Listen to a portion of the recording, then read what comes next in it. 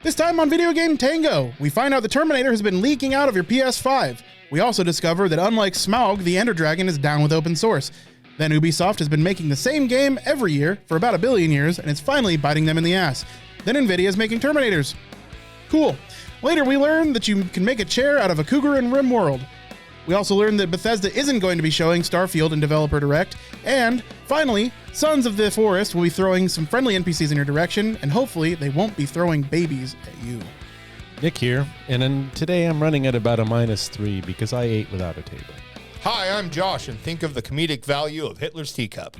My name is Andy, and this is Video Game Tango.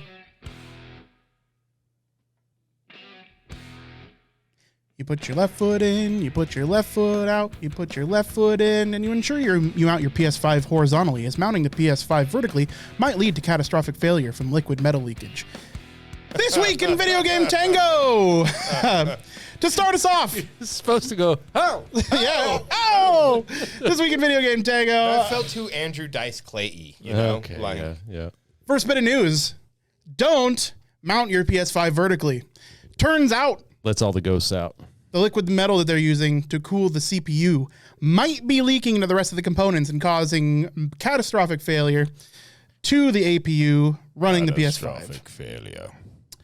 So I know your PS5 looks really pretty standing up the way it does. They It even looks tell like you to do it that it way. looks like the Dyson router. Yeah. Yeah, They give you a stand and everything. they sure do. But you know what? That stand mounts horizontally as well. Do that one instead. So it's been found in several PS5s now at this point. Just less than a dozen, somewhere around there. Well, that's the thing, is it was only just discovered that this is the problem killing PS5s. So it's hard to tell how many PS5s have been affected by this so far. But it is becoming more and more well known that this is a regular issue with PlayStation 5. So for anybody that doesn't know, PlayStation 5 actually uses liquid metal on their CPU, APU, their Like graphics the- processor. Like the Terminator? Yeah, gallium. Yeah, kind of. Yeah. So yeah, they use liquid metal instead of something like a regular thermal compound that you'd find on a CPU to spread heat. This is a relatively common practice anymore. There's several different manufacturers of liquid metal that are, available for consumer use. One that comes to mind is Thermal Grizzly, Octonaut. They make fantastic. Yeah, I know, right? Thermal Grizzly, Octonaut. They make really good liquid metal cooling for CPUs. And yeah, it's relatively common practice, especially in the enthusiast market now, to use liquid metal instead of a traditional thermal compound to connect to your CPU and your cooling for your CPU. But in this case, it does seem as though the PS5's APU does get hot enough to make the compound runny enough that it can escape its vapor chamber and cause some havoc by doing things like getting up in the RAM and shorting circuits. So probably best, if you own a PS5, to mount it horizontally instead of vertically in your entertainment system. Well, it stays in its divots. Well, I mean, yeah, just so so gravity doesn't affect it, in such a way that it will get on other components. Because that is the issue. Obviously, if you put it up on its side, gravity happens, and if there's any leakage, if there's any leakage. Now there is a protective film over it, but what they're saying is that it actually gets hot enough to separate the adhesive from the protective film that protects the rest of your components. So, if it's hot enough that it's. Whereas if it's just sitting there, it's just gonna sit there. It stays in its Just pool. picture a lunch ham sandwich slathered in mayo, and you lay that thing flat down on your cafeteria tray, it's fine. But if you stand it up, that mayo's going to drip out. Yeah. Yep. Because gravity happens. You're going to lose your meat. You're gonna lose your meat. So keep your PS5 mounted horizontally. Don't lose your meat. Don't lose your meat. Don't lose your meat. You heard it here first at Tango. Well, I'm just going to say segue. Segway! Excuse me. I found a funny, interesting article. I might not have the timelines right. It's recent enough to be in the news. But for those of us who've played a little game called Minecraft, we may or may not have beaten it. Are you mining or crafting in the game? A little bit of both. Oh shit. Yeah.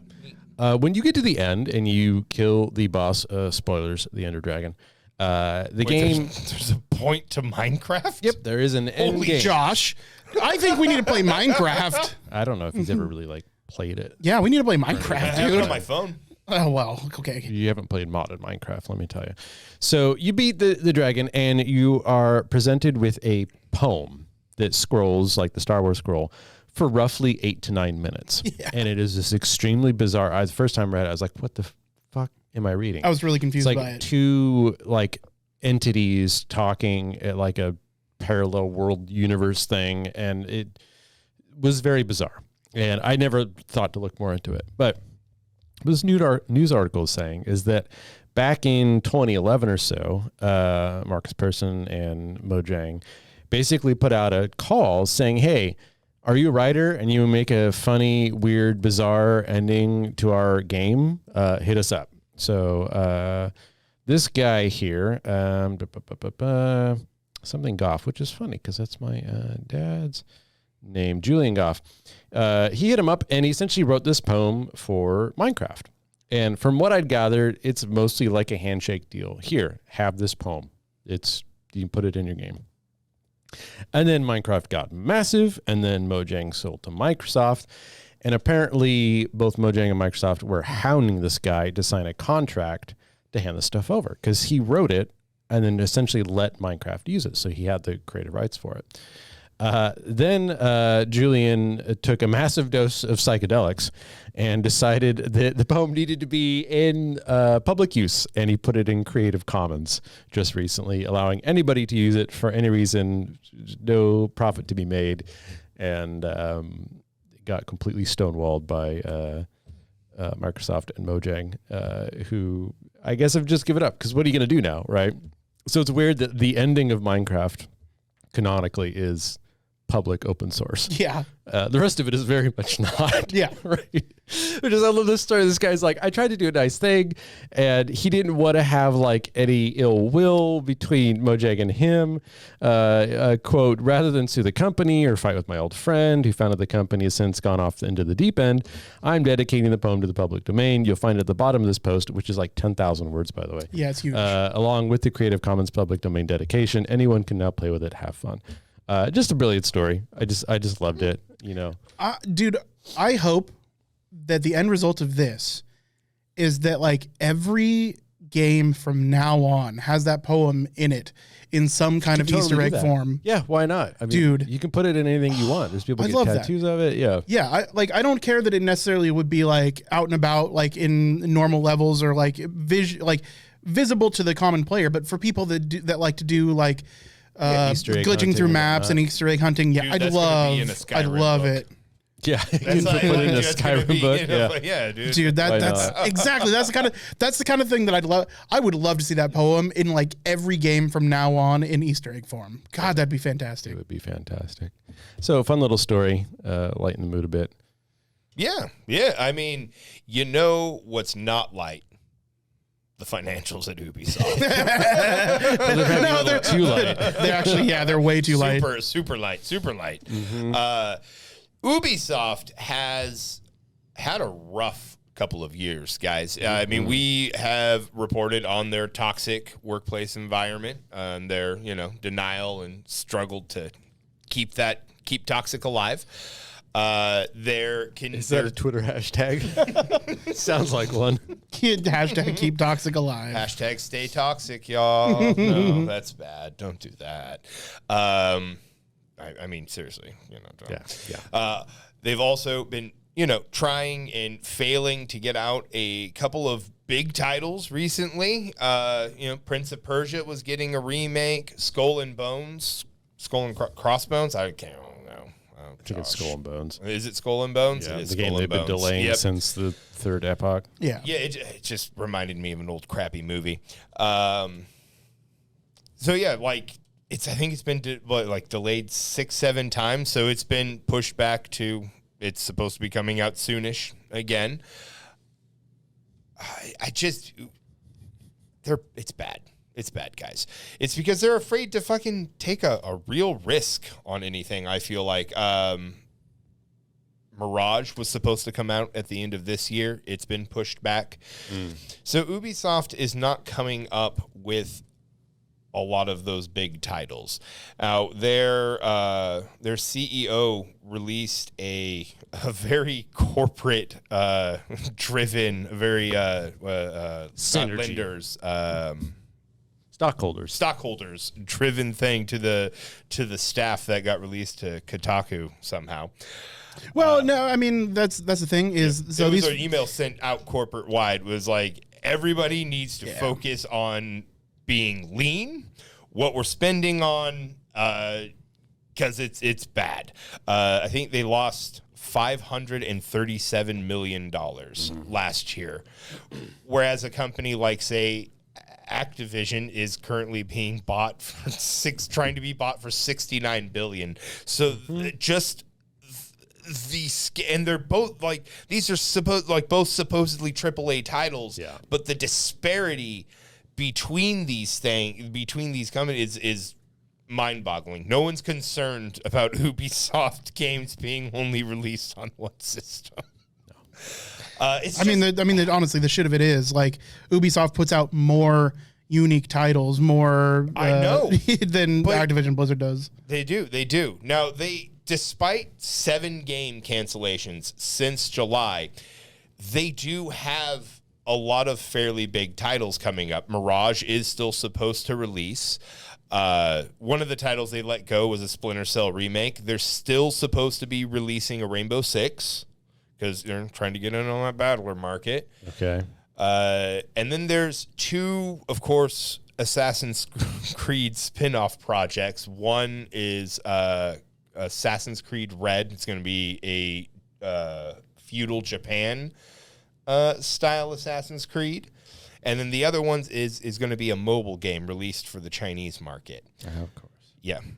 So they still have some big titles coming up despite those. But they are quite literally in a free fall. Anytime that you're cutting roughly $215 million in costs that's coming out of people, that's coming out of R&D, I don't know, man. You can call it a big title, but if there's no R&D, if there's not good people making it there, they're not renewing contracts for the contract workers. Yeah. I'm sure they're suffering from all kinds of things, brain drain in particular. If they're losing employees, or like your company's shit, it's toxic culture. You're getting the same trouble as like Activision Blizzard. Plus the games you're releasing are fucking subpar, and they keep getting shit reviews. Why am I going to keep working here? Right? Yeah, it's just a guess, but I'm assuming a lot of people have probably left in the last handful of years. I honestly, I wouldn't be surprised if like someone tries to snatch Ubisoft up here pretty soon. Who's going to want to when they're in free fall? They buy them to get the IPs. Yeah, sure. Sure. That's the time for maybe. Yeah. Their IPs aren't doing too good either. Like, I don't know. You could like if Sony buys, say Sony buys Ubisoft and they give Assassin's Creed the God of War treatment. Sure. I mean, like all of it, like Assassin's Creed. If it was good, okay. So you're not wrong. I'm not saying that you're wrong here. I'm just saying that like at the end of the day, if you buy Ubisoft, then you also need to restructure Ubisoft completely and the method in which they make games, their release schedule. It's not Ubisoft anymore. That's true. You would be buying it for the IPs. Yeah. Looking through. I don't know the numbers of their other non-mainstream games, how well they do, but Ubisoft did The Division, and The Division was kind of a flop. They did Watch Dogs, and Watch Dogs was a milquetoast cyberpunk version of GTA that was kind of a flop.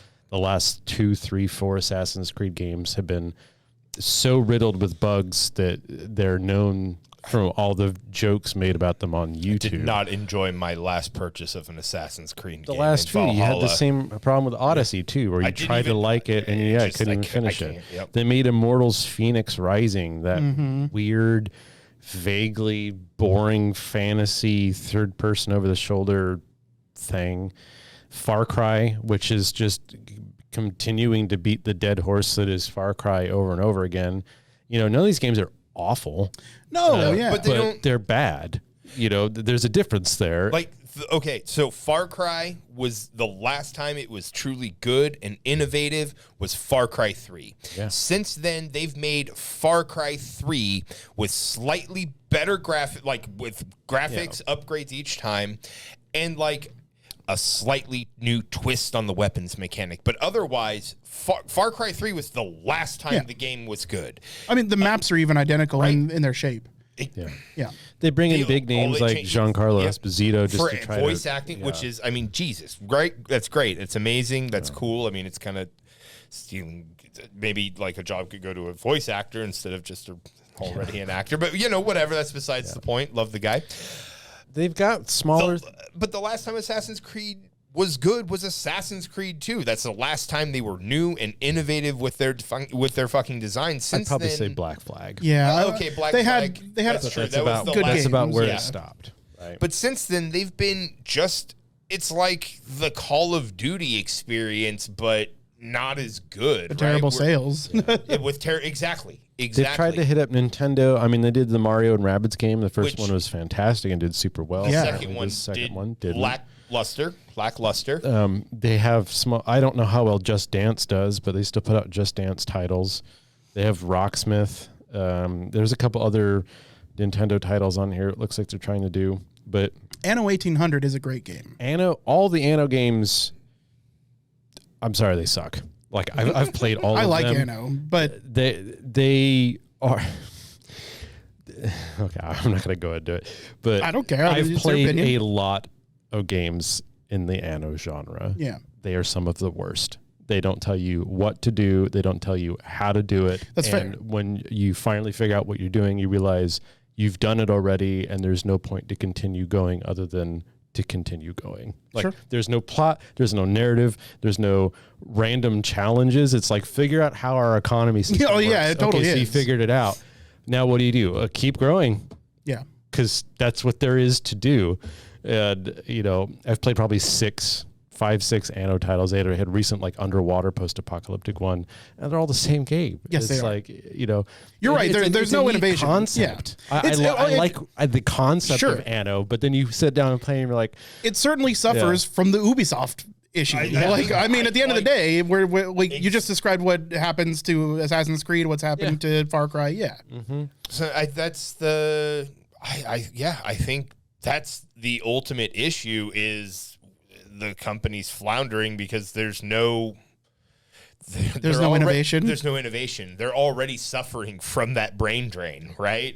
I mean, I feel like that's kind of probably obvious, also a slathering need to fucking monetize. Yeah, the more the company fails, the more their stockholders like fucking do something, make us money, and so they just shit out games in the hopes that something sticks. Yeah, to they the got greedy. wall. I mean, honestly, the reason for them making the same map over and over again, or you just reusing the same assets, same maps in Far Cry games, save time, money. was saving a ton of money and getting the game out faster. That's just greed. I mean, at the end of the day, it just comes down to greed, and it's fucking biting them in the ass. I think so. Yeah, I think they had some moments where, if you look back at Assassin's Creed Black Flag or Far Cry 3 without the rose-tinted glasses, the novelty of the game, like Far Cry 3 being almost like a movie, right? Yeah. Or a Black Flag being like a really good pirate combat system.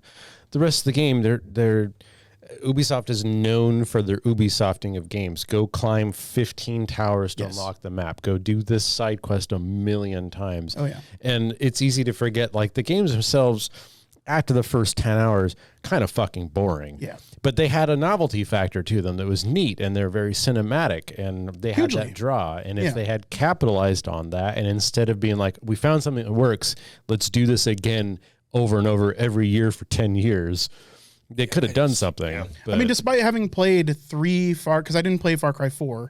3 is where I stopped. Yeah, but I did play Far Cry 5 because I liked played the 5. setting. I liked the setting. It was a cool. Yeah, it dude. was a dope story. It was. Well, Awesome. It wasn't a dope story. The story wasn't great, but the writing was incredible. Writing was so good, and that's the thing. These games have really good, exceptional writing, really good, exceptional voice casting. They do some things that are like exceptionally Movie good. level quality. Yeah, 100%.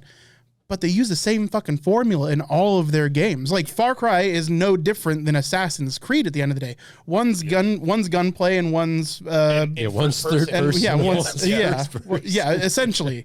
Really, at the end of the day, you still need to climb a tower so you can get this part of the map unlocked. You still need to, it's all the same quests and shit. Yeah, 100%. So, yeah, they use the same formula in multiple of their games, and it's just people are fucking burnt out. Far Cry 6 may be an excellently written game, but I'm not going to play it because I know exactly what I'm going to play. Yeah. Once you've kind of had that experience, you're like, okay, I'm ready for something else. Yeah.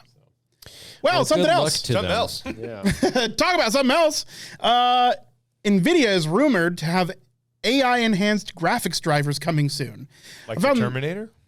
You made that joke earlier, and I'm breaking the fourth. I'm breaking the fourth wall. I'm breaking the fourth wall. So you did it before the podcast. You've done it once in the podcast already, and now you're doing it. You're doing it thrice. It seems like a theme. How many Terminators were there? There's 3 Terminator movies, right? No, there's a lot more than that. There's quite a few. Josh has got room. Keep going. So, thank God NVIDIA didn't make the graphics chip for the PS5 because then we would have the Terminator. right? Exactly. You get a little bit of that liquid metal on the NVIDIA GPU, and you have an AI run liquid metal. So AI is being used to enhance NVIDIA graphics drivers and could boost performance by 30%. So at this point, we know that like most of us have NVIDIA graphics cards, those of us that play PC games, and most of us use the GeForce experience for how easy it is to download and install graphics drivers. Very much so. Especially because for a lot of games, even not the biggest games, they'll put out a graphics driver package for just recently released games. Yeah. Mm-hmm. Excellent way to stay up to date, etc. But those are all kind of manufactured by man.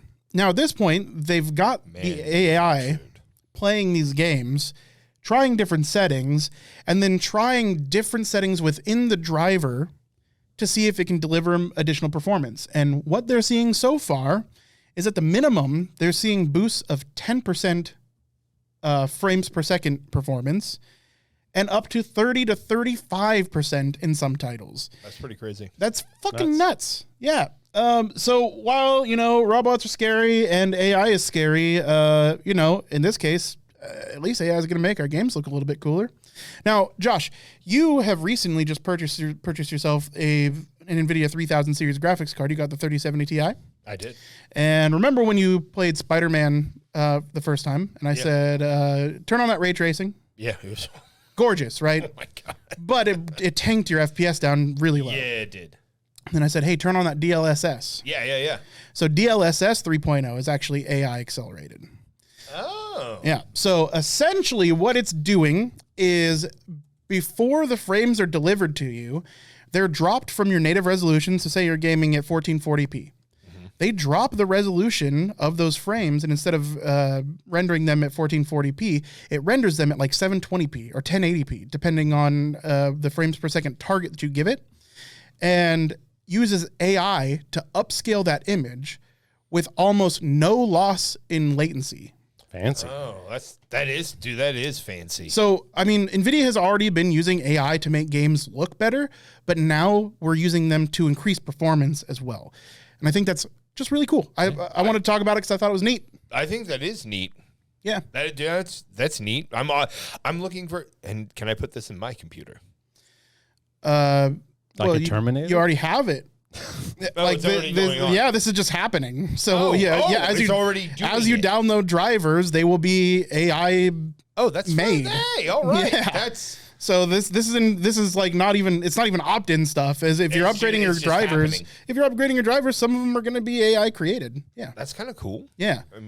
Yes. Now, it's not going out to the market just yet. This is still in testing. Like they want to make sure that it is AI. Yeah. They need to test it. They're going to get human hands on it just to make sure there's stability there and everything's working correctly. But so far, so good. Yeah. So, and this is, it's not fully released to the public yet, but the rumor mill is about. It's churning. And it's just like It's only going to get crazier with AI. well, and this is the obvious. You also have to remember it's NVIDIA. Yeah. So graphics accelerators are used to power AI in almost all circumstances.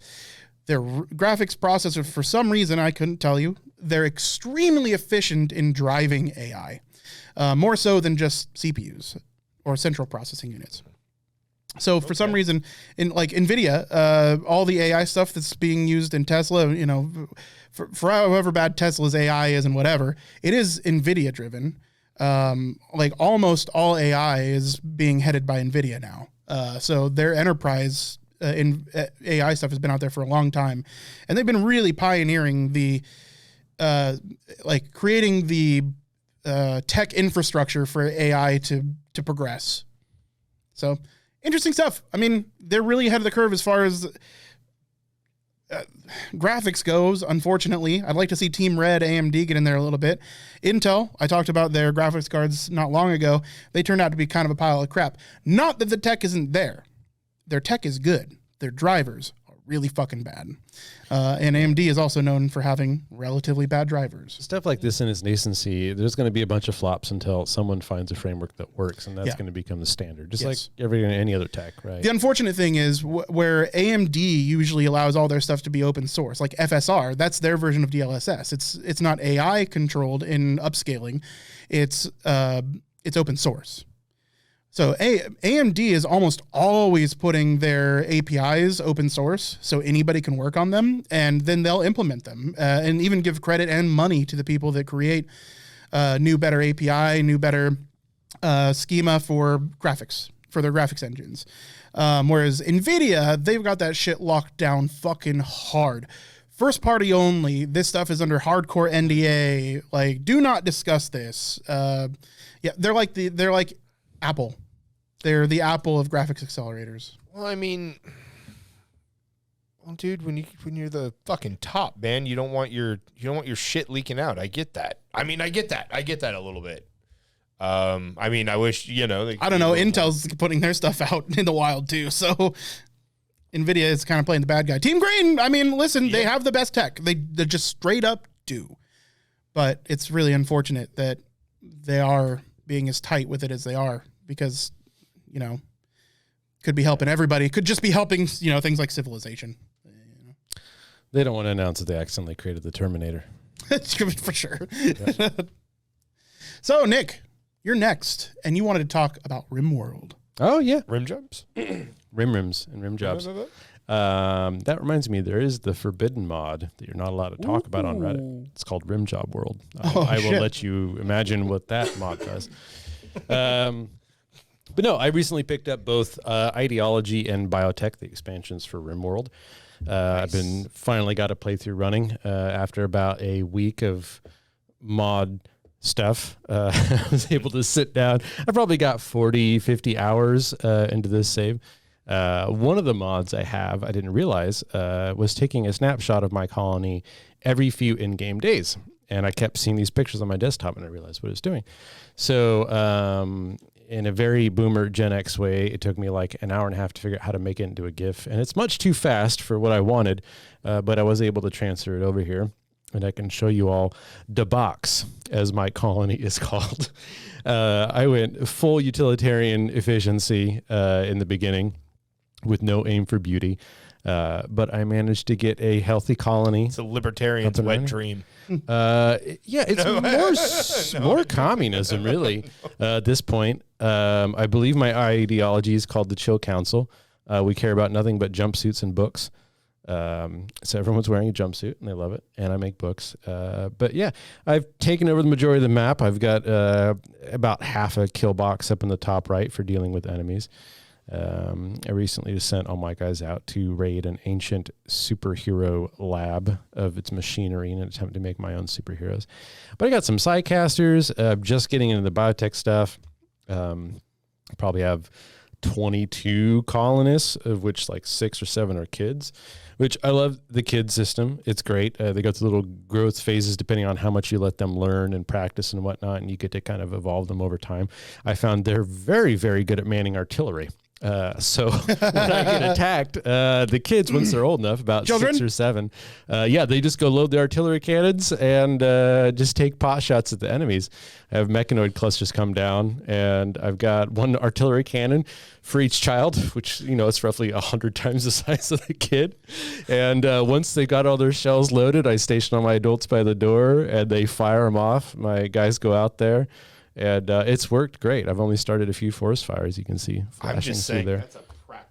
that's a practical math application right there. Yeah, it's teamwork based. Right? Like, hey kids, today we're gonna go learn about a fucking arch. Exactly. So, yeah, ballistic trajectories. And in a game setting like this, on these semi-post-apocalyptic planets out on the rim of the galaxy, right? Kids need to learn this kind of shit. One of my kids defied my orders and then left the base to go some the box? trivial. Defied the boss at the box? He was not chill. And he promptly got his left eye cut out by a cougar. Oh, shit. So his mother rescued him. His mother shot the fuck out of the cougar. And through sheer emergent gameplay, and it's a random, but that very next day after he was healed up, the mother took him to the school board and was teaching him about guns. I was getting little text boxes. Is like, Mechie tells the child how to load a charge LMG, right? And they're doing a little dance next to the blackboard. So I did slaughter the cougar, and I made a chair for the child out of the cougar that took his life. Gorgeous. As a constant reminder to be vigilant. That's some Ron Swanson shit right there, dude. Yeah. But no, it's great. I've got a bunch of with biotech. They added in gene lines, so different races are now vanilla, and you can have base gene lines and then what's called a xenogerm, where you can like modify a gene line. So there's like pig people and furry like wampa people and impids. They're like fire breathing dudes. And I'm playing a generally nice colony, no slaves, no human leather, no cannibalism, no stealing of people's organs to sell on the black market. But the people who do attack my colony, for no reason, I haven't pissed off anybody. I do capture them, and then I do steal their genes, which has a side product of turning them into mush. But they were going to die anyways. So Yeah. Castle doctrine. Give me bro. your Castle strong doctrine. bones and your eidetic memory. Like, castle doctrine. It's the box doctrine, It's right? the box doctrine. They came, they know. So I've also been playing RimWorld, and I'm just playing the vanilla version. But I haven't captured anyone in raids in a long time because all of my dudes, except for 2 of them that have flamethrowers, all of them have LMGs. Oh. And so like people have been running in, and it's a hail of gunfire opens up, and then everyone's dead. They turn into a puddle. I'm like, oh, everybody get back to work in the fields then, I guess, and cooking stuff. All right, cool. And it's fun. I'm really glad you're liking it. I think I'm ready because you like part of that mod pack you were building was for me, and I think I'm ready. I've learned enough that I'm ready for a new run. Yeah, I did make Josh and Justin a mod pack for when they're ready to restart. Mostly vanilla, but there's so many like the problems with people always dying. Right, one of the mod that lets you tweak how often enemies will auto die if they get downed, because I think by vanilla default it's 100%. So I set it to usually 75%. So 1 out of 4 enemies that I shoot so much that they go unconscious will instead merely be bleeding out and will be dead in a few hours. So you have a time to grab them potentially and go rescue them, which is why 22 colonists, you only start with 5. They're all raiders, and they have a bajillion gunshot scars. So Yep. I'm just now getting into spacer tech. I've got biosculpting pods where it takes. My guys lost a leg. You get them a prosthetic. I made one, but I can't find it in any of the inventories. Yeah, mods and Control F mod. You just find it. He's walking around, and like I'm like, dude, I made one. I don't know. I don't know where. I'm sorry. I'm I made you a prosthetic. I'll and tell I you lost this. maybe it'll help someone else too on the podcast. All you need to do is go into his health tab, go into operations, and assign to give him the prosthetic of the peg leg to the leg he's missing, and your doctor will automatically grab the leg, assuming it's somewhere. It is somewhere because I have the options to take it with me to sell to other people. You just don't know where it's stored. Yeah. And he's like, no, don't sell it. And I'm like, well, okay. Yeah. So yeah, highly recommend it. The game tells stories. I'm laughing to myself reading these I feel things. bad about the animals I have to kill. I've got a married couple who I was needing to make new sidearm melee weapons, and the husband is a crafter and the wife is the animal trainer, and he made her a hammer of him seducing her with like 9 clowns watching in the background. Good God. Because it's randomly generated. So, of course, I gave it to her. I was like, you have to wield this now. Yeah. Accurate. Yeah, it's just funny as shit. But, yeah, highly recommend RimWorld. Fantastic game. Not an Ubisoft game. Yeah. Yeah. Very true. Yeah.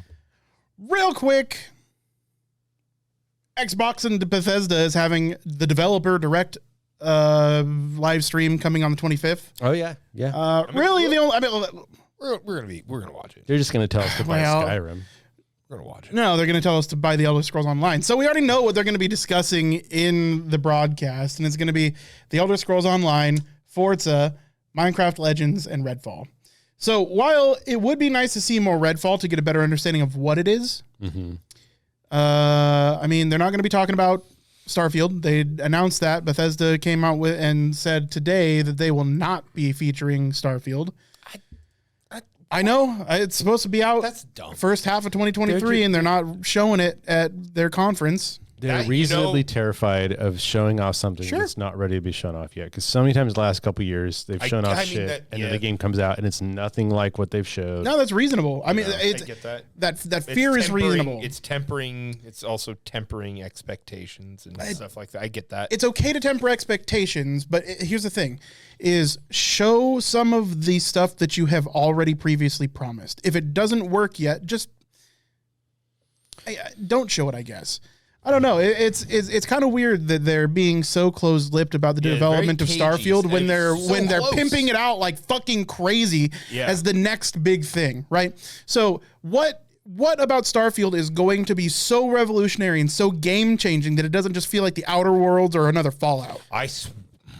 Here's the thing: they're probably following a formula of how do we make the most money, and you make the most money by hyping the shit out of your shit, selling a butt ton in the first 2 weeks, and then promising to fix problems later. Worked really fucking well for Cyberpunk. Sure. The game blew our wallets out of the water if you'd bought it, right? And the game was awful. So they're probably like, haha, this is what we're going to do.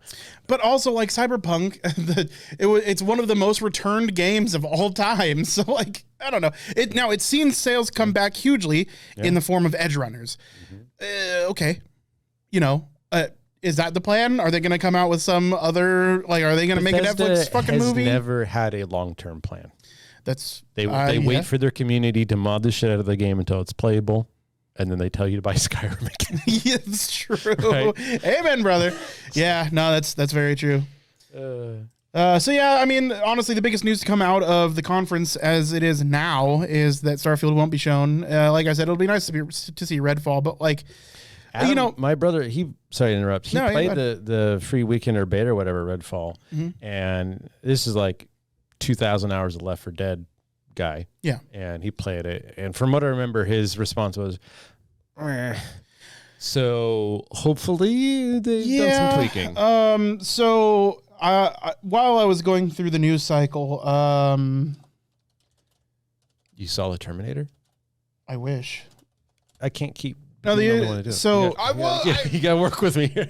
Here's the thing. So this comes from a senior at Bethesda. Yeah, I saw that they were attempting to do more of a Far Cry than Left 4 Dead. So they say Redfall isn't Left 4 Dead or Borderlands. It's Far Cry, says the creative director. I don't like that. So so speaking of Ubisoft, we're going right back into the first two games. I know. liked both Borderlands and Left 4 dead. So yeah, it's supposed to be like there's supposed to be massive waves of whatever the fuck you're fighting. Just talked about for 10 minutes how I did vampires. I'm pretty sure. Yeah. Vampires. Grampires. Got to kill these motherfucking grampires. So I don't know. At this point, like what I've seen of Redfall doesn't fucking captivate me. It looks good graphically, sure, but like that doesn't sell a game to me. I am not the audience for ultra insane graphics. I like having the graphics card to push those games when I play them, but otherwise, that's not what I play. Okay, that's fair. I think Bethesda honestly has fewer misses than like Ubisoft is an example that we were just ranting at. I think Bethesda does the same thing as Ubisoft at a slower cadence. No, honestly, I think honestly their only like truly misses have been the fucking online games. Like, I mean, more like Elder Scrolls Online is like kind of whatever. Like Fallout 76 like the online was a hot steaming pile of garbage. But all I'm saying is like Starfield is their first new IP in many years. That's the risk. I think, but I mean, I've lost days of my life playing Skyrim. So like I've obviously and I love Fallout. So sure. One thing to remember at this point is Bethesda is now not only a developer but a publisher. Yeah. So are we talking Redfall isn't their baby. Are we talking about Bethesda's development team, or is this a publisher announcement on the 25th? Because like as a publisher, they put out Ghostwire Tokyo and Deathloop and Doom Eternal and the Wolfenstein games. Yeah. But those are all under id Software and Arcane Studios. Yeah.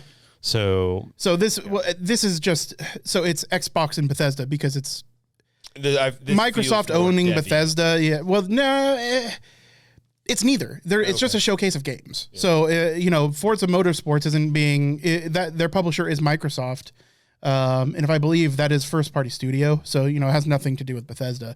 It just happens that Bethesda is a big name, so they make that separation. Like next year, this might be called the Microsoft, Bethesda, Activision, Blizzard developer showcase, right? Okay. So, it's neither.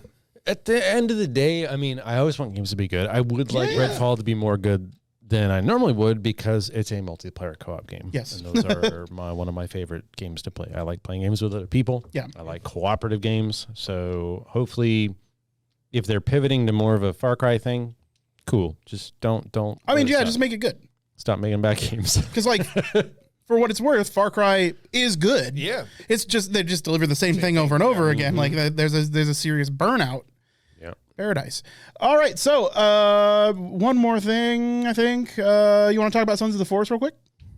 Sons of the Forest. Sons of the Force. We all played The Forest roughly 9 years ago. You didn't. It was like the beginning of COVID. PC like games. right at shutdown. Survival crafter horror with a weird kind of vibe to it. It was very fun. It was both terrifying and frustrating and hilarious. But I enjoyed it. And we've known for a while they're making a second one. Yeah. February 23rd, February 25th it's coming out. 23rd. This article I saw mentions they're doing something new, which I think is a curious take. They plan on having allies. They name a few out of apparently a larger list of NPCs that assist you, including a 3-legged mutant and a soldier with a terrible head wound, who I believe don't actually verbally communicate with you. Yeah. And kind of you have to emote to get them to do stuff. One of them helps more around the base, and one of them goes out and collects resources.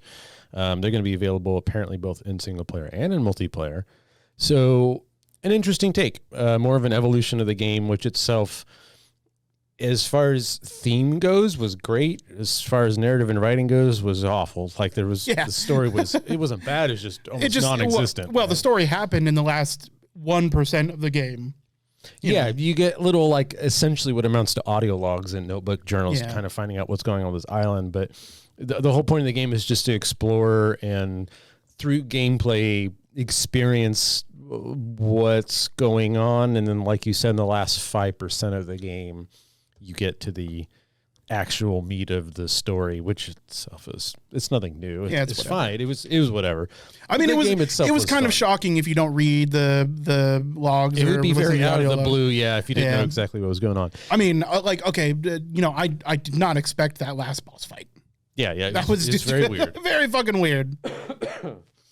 But yeah, I'm very excited to play it. It'll be another one we will all definitely play together. Yeah. 'Cause we had a blast with the first one. So yeah, that's coming up soon, right Yeah. after my birthday, here in about a month or two. So Yeah, honestly, can't wait to play it. I'm still worried that the game looks more graphically intense than anything else that I'm seeing coming out. And it's coming from a small it's just studio. like upscaled cinematic trailers. Yeah, I mean, sure, maybe, but like we are seeing gameplay from it. And what's a little bit worrying is I'm just worried that not everybody's going to be able to play it. Yeah, no system requirements I see on Steam. Yeah, yet. nothing yet. But They had preliminary requirements, but they were the base requirements were nothing. They were saying like an Athlon 2, and that is not appropriate for this graphics. That wouldn't have been appropriate for the first one. So like I don't know. I'm a little bit worried about that because the first game was terribly poorly optimized. Yeah. While yes, I was playing the game and hosting the server. I'm able to do that for like every other game just fine, where this one, the optimization really choked the engine a couple times. So I'm a little bit worried about that, but I'm always worried about optimization because that's things that are in my brain all the time. I'm showing Josh the trailer for the second one right now. Yeah. Yeah, it's a spooky as fuck game. There's some, I didn't know there was sharks. stuff. Why are there sharks? Yeah, there's water stuff. Yeah. Oh, he's Yeah. jumping. Yeah. Yeah. Welcome to the forest. Cronenberg monsters abound. It's awful. It's awful playing a survival game where you've got a basic hunting axe, survival wood chopping axe, and that's about it, and a torch, and you have to go into caves full of. The surprising nightmares. thing is like that the game exploded. I think the first one came out in like 2018. Yeah. The game exploded, and none of us really knew much about it. Like I knew that it got huge, but I wasn't huge into survival crafting. Like still not the biggest into survival crafting. There has to be something else for me to get into survival crafting. Mm-hmm. For this, like what I had seen of it looked just like it's basically like high res Minecraft, right? I'm like, okay, well, I'm not into it. So when we did start playing it, because it went on sale, it was the height of the pandemic. Shutdowns had just started. And we all decided to pick it up and play it. And Jesus, was I surprised by what happened. Like, even within the first couple hours of playing, I was like, this is not the game that I expected we were going to be playing. So I think that was part of the magic. And I hope that we can get a little bit of that back for the second one. Or at least maybe the gameplay and the narrative is a little bit better. Yeah. Yeah. Need be all running on ultra low settings. Just turn off all textures. Yeah, there you go. Be blind. Be Play blind. audio only. Wow, this gray is awesome. That is a different color gray. Look at that shade. I got spooked by the gray. Yeah. Well, guys, I think that's going to be it for this episode of Video Game Tango. Yeah, I got to get out of here before the Terminator shows up. True facts. Yep. All right, guys. So, everybody, videogametango.com. Check out our stuff. Do the blog stuff. YouTube. Other stuff. Lay your PS5 down. Yep. Don't get caught hanging onto a fence on Judgment Day.